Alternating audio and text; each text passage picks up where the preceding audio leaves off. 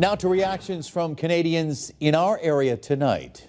Western Mass News reporter Daniel Santiago joins us live from Bradley International Airport after speaking with travelers who arrived from Toronto. Daniel, what did they tell you?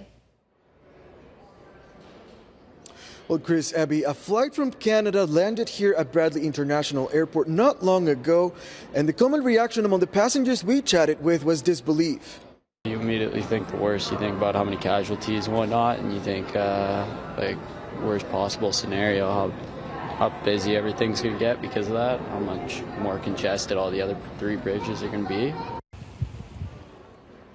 That's the reaction from Canadian Wilson Brewster, who arrived at Bradley International Airport Wednesday afternoon from Toronto, talking about the vehicle explosion at the New York border crossing. Like him, other passengers had similar concerns.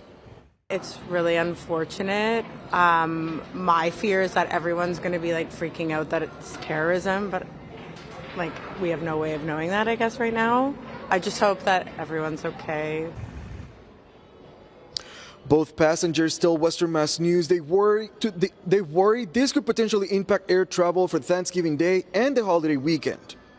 Airports are going to get more clogged with the large number of travelers that aren't going to be able to drive over the border anymore. They're going to have to fly back across, and I think it should be interesting to see how the different airports handle it.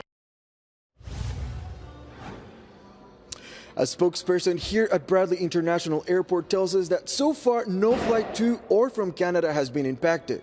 We'll continue to share new information with you as we get it. For now, reporting live at Bradley International Airport, Daniel Santiago, Western Mass News.